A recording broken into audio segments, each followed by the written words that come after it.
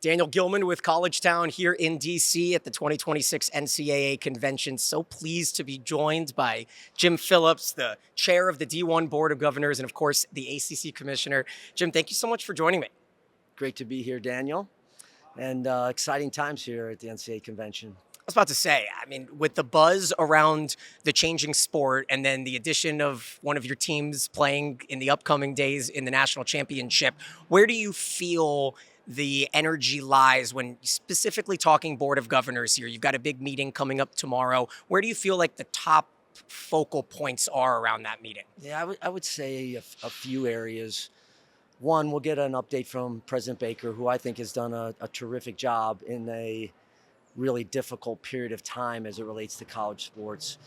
We'll always look at the financials and then what those distribution levels will be. I mean, it's the heartbeat of all of the athletic departments, whether it's Division II, Division III, Division I, Power IV. We'll have a chance to get a legal update, which doesn't seem we have many meetings without some type of legal information provided for us. And we also want to get a federal legislation update to kind of see where maybe the SCORE Act is. It's kind of stayed still during the holidays, so to speak, but there's been some conversations already, and we've had some meetings about that, so we want to get an update there. I think the last two areas surround them, the idea of focusing in on the student athletes and the new structure, the new governance structure that was up and running in August, having a position for student athletes on each of the committees and getting feedback from them, I think is critically important. I had a chance today to have lunch with about 110 student athletes that represented each of the divisions, the very best of the best, but you have to listen to them. They're going through the experiences, so we'll have that.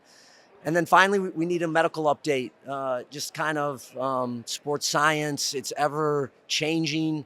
There's been great strides that have been made in the evolution of how we're caring for our student athletes, both just physically, emotionally, psychologically. I think you follow it closely, Daniel. These are difficult times for some student athletes, so we want to make sure we understand what's happening in that space. So it's a packed agenda for 5 or 6 hours tomorrow.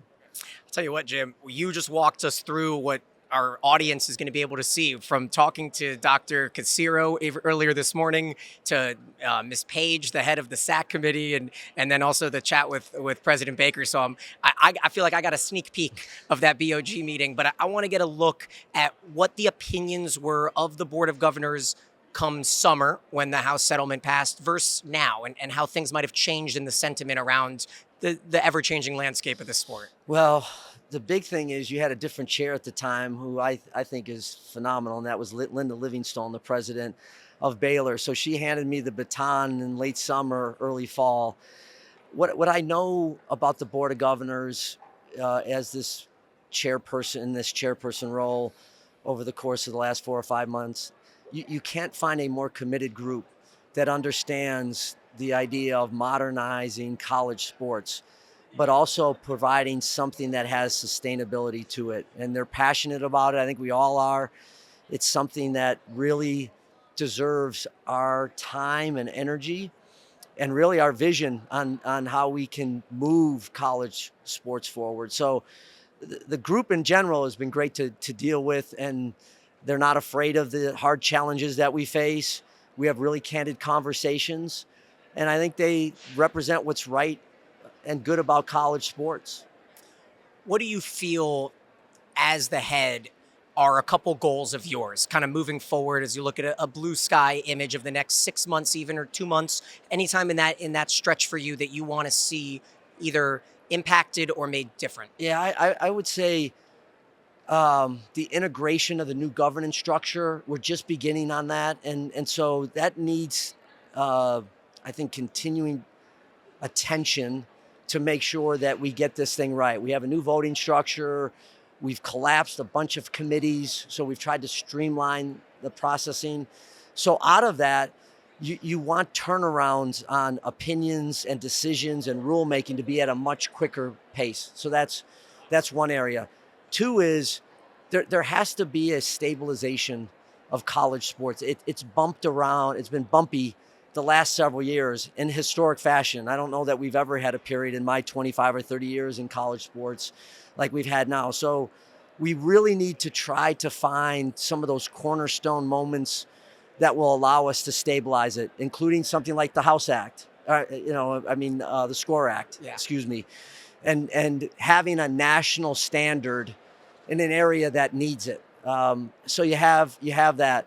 At the heart of it ends up being, how do we make sure that our student athletes continue to have really good experiences? How do they graduate, which we have forgotten about in this time of NIL and rev share and the rest of it, and more of the financial piece of it.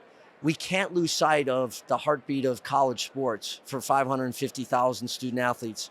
So that continues to be a goal of the board. And I think in the end, this idea of college sports means a lot to a lot of people. And at the beginning of, when college sports was first founded, it has been always about access and affordability to higher education. And we've got a lot of student athletes that never would have had access to having a chance to go and get a college degree or have it affordable for them and their family. And so that, again, I think is at the foundation of the board. And as we think about the future, those are probably a few things that we're considering and thinking about.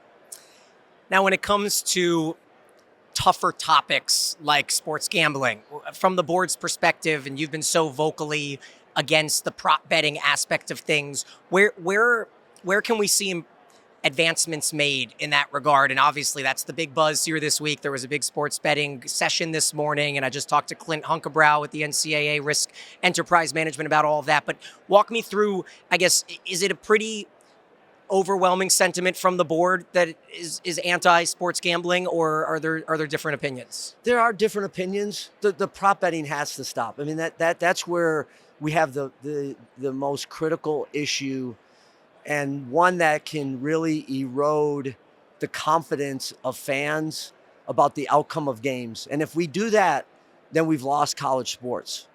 And we certainly can take some experiences from watching those at the professional level. And we had the rescission of the ability of student athletes to bet.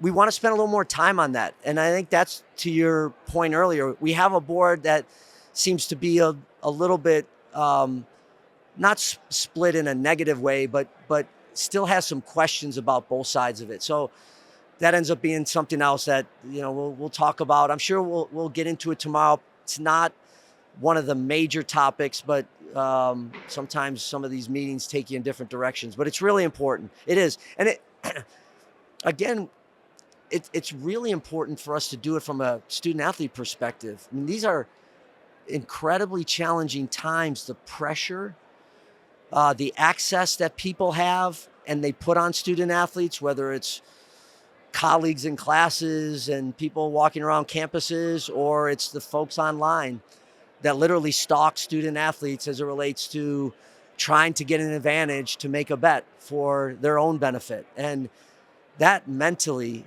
I think, is a scary place for young people to have to kind of be placed in. So we, as the caretakers of college sports, need to make sure that that continues to be top of mind as we move forward and make our decisions. Yeah, it's such a nuanced topic, because when you talk about smaller sports, there's no doubt that having betting would increase the viewership of some of the, let's say, Olympic sports. But then at the same time, speak on the other side, another nuanced topic are advertisements on jersey patches. And that's a conversation that even just today, we got some news that the D1 cabinet did not vote. They decided to push the vote on and not to discuss it this week. Is that something that the Board of Governors have talked about at all, or is that more of an ACC Commissioner Cap conversation? Yeah, that's more the cabinet level.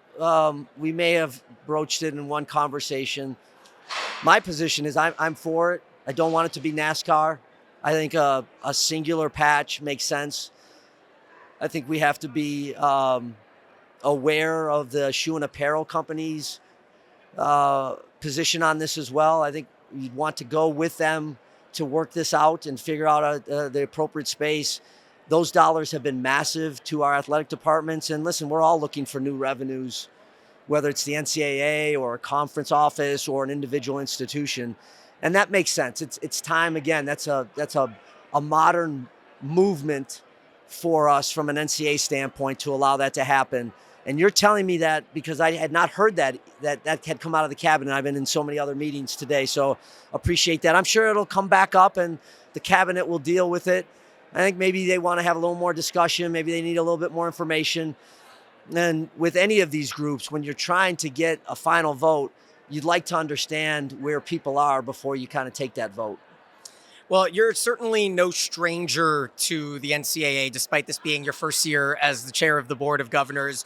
You know, you had the leadership roles with the CCA and the CFP Management Committee, the only A4 commissioner to serve on the NCAA Constitution Committee and the Transformation Committee. So as we transition from the BOG into your ACC commissioner cap, I'm curious to learn your opinion of the private equity pool, of the Big 12 dipping their toe in with Utah, adding that PE investment, and whether you feel like there is maybe some pressure on the revenue side of things to try to open the ACC up to the private equity side. I don't know if we're going to have enough time to talk about all of this, but I do have a couple thoughts. In college sports, we don't have necessarily a revenue problem. We have a spending problem, right? And that's okay. We are where we are. And so we're all faced with that question of how do we generate additional revenue? The PE space is new space for us.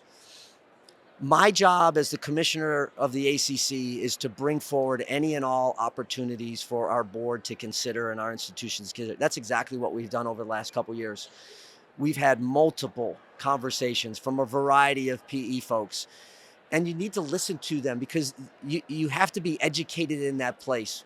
I certainly believe I know quite a bit about that, but I'm not dealing with that on a day-to-day basis. So I think you're well served to listen to those experts. And it's an interesting space. And so far, the Big 12 is the only conference that has kind of raised their hand to say they had something that made sense for their institutions. It's not a straight PE deal, et cetera, as you know. But that was right for the Big 12. So far for the ACC, it just hasn't made sense. What we've tried to do, and I'm really proud because we've not had an influx of new television money. We haven't been able to redo our deal. I love our partnership, and it's not about the deal that we've signed. It's about us being really creative. Our revenues have jumped 56% over the last 5 years, and it's been in maybe new areas, meaning during expansion and how we handled that, right? What we're doing with some of our championships, the success incentive and the viewership piece that I think I know adds another element that distinguishes the ACC. So you have to be really creative in these times, but the pressures are real. The pressures are real on our campuses. Anytime I talk to an athletic director, the pressures are real for all the commissioners because at the end of the day, they're not my money or the ACC money. It's really the institution's money. So you're trying to generate it as much as you can, as fast as you can, to distribute it to your school, so they have the resources enough to be really successful or increase their chances of being successful. But I feel like we're in a really good place. We'll continue to look at PE to see if it makes sense into the future. But as of right now, there's nothing that the board has felt really was right for the ACC.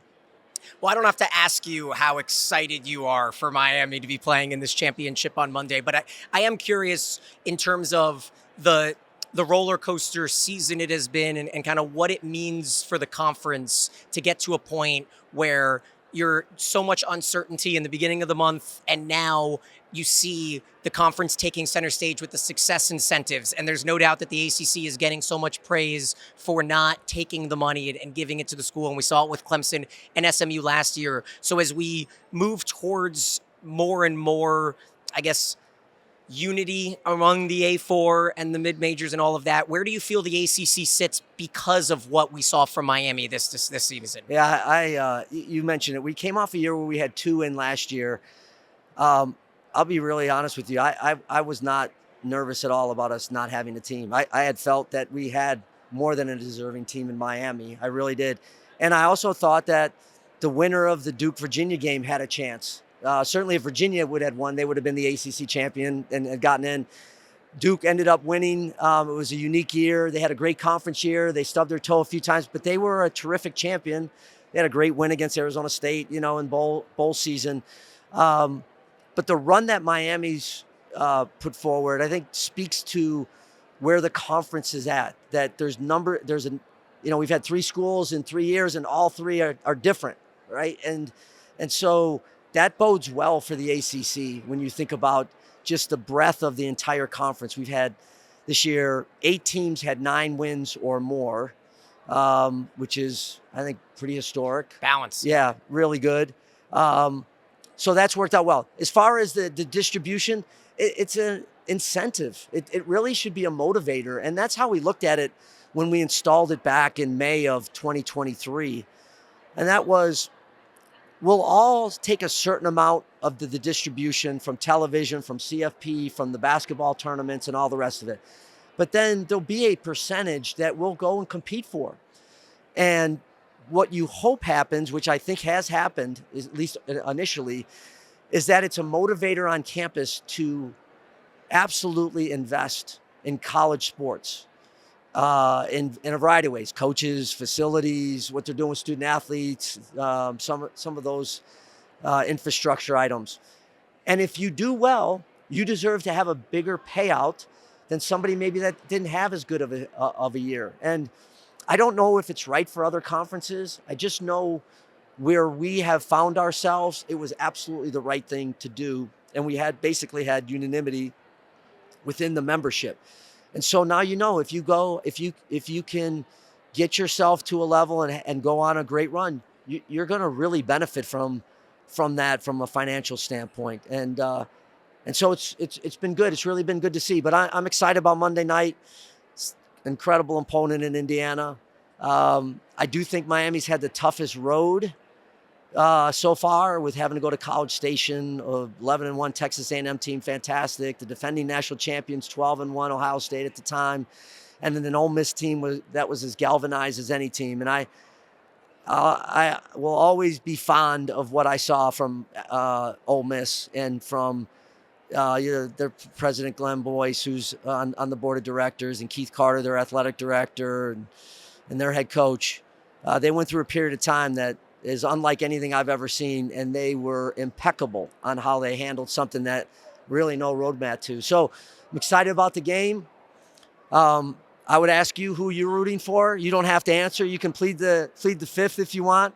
But anyways, we'll see. Should be a great game. It's a very hot ticket for sure. A hot ticket, cold weather, a low of 38 on Monday night in Miami. So make sure you bring a jacket. I grew up a Miami Hurricane fan. I've got a bias in that one. I've got a couple kind of rapid fire ones for you. Is there anything you could tell us about the potential change in the tiebreaker moving into next year? Yeah, that is going to change. Okay. I promise you. Breaking news: the ACC is going to change their tiebreaker. I'll tell you a quick story though.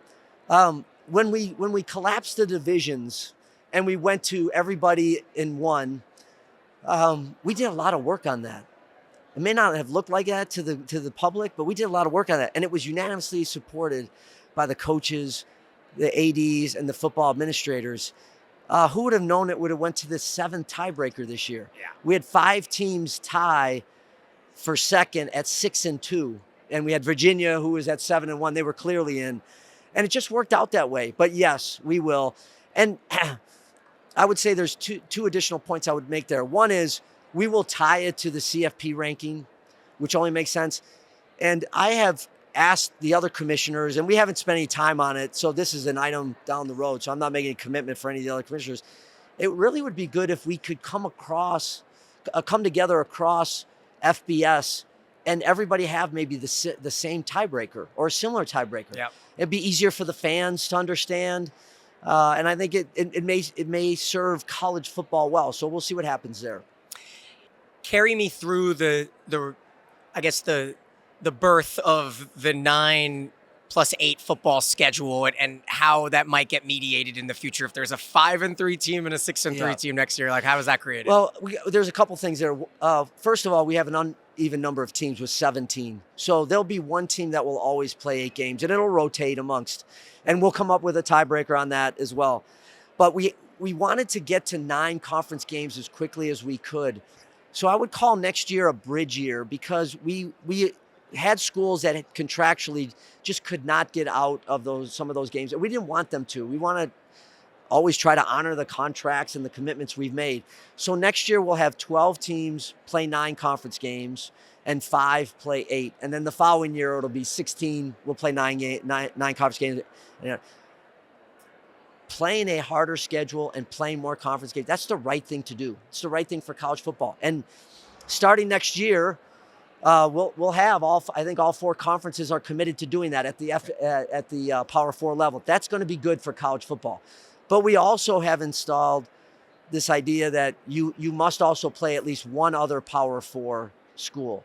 We're coming off a year where we played 26 P4 schools, including Notre Dame.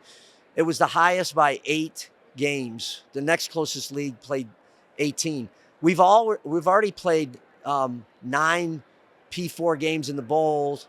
Monday night will be 10. We'll finish the year playing 36 non-conference games against P4. I think that's a statement of our coaches and our athletic directors that have taken scheduling seriously. And I think that's why you saw the results that you did this year with the bowl record of 9-4 and 7-2 against Power 4 schools, and a Miami in the championship game. We want to continue that. So I'm excited about that, but we will be changing the tiebreaker, Daniel, for sure, for next year. All right, Commissioner, I want to wrap up with something that's kind of close to the sport that I cover the most as well, in women's volleyball. And we saw the SEC added a conference tournament, and it was a bit of a success. They had a couple Final Four teams, including a champion as well. Where does it sit for a potential ACC volleyball tournament? It's one of those decisions where, as a conference commissioner, sometimes you have 51% of the vote and sometimes you have 49%. And I say that because we've really put it in the hands of the coaches to decide. And several years ago, the coaches felt that a conference championship at that particular time would not benefit those teams that seriously had a chance to get into the NCAA tournament. And we've, as you know, we have great volleyball. Yep. In the ACC, fantastic volleyball, and we've had multiple programs in the Final Fours over the last 4, 5, 6 years. We'll go back to them and see if the metric has changed, etc. I think the championships are always great because when you talk to student athletes, they want to win a regular season championship in their conference. For us in the ACC, they'd like to win a conference championship tournament, and then they want to win an NCAA championship. So I'm not one that's steadfast about, hey, there's no way we're going to do that. Over the last several years, it just didn't make sense for us to do that. So we'll bring that up again. And maybe it already has. I don't know if that has or not. But if it's not, we certainly will bring that up. And we'll listen to the coaches. But maybe it's just around the corner. Who knows? Thank you so much for joining us. Appreciate it, Daniel. Thank you. Thanks for having me.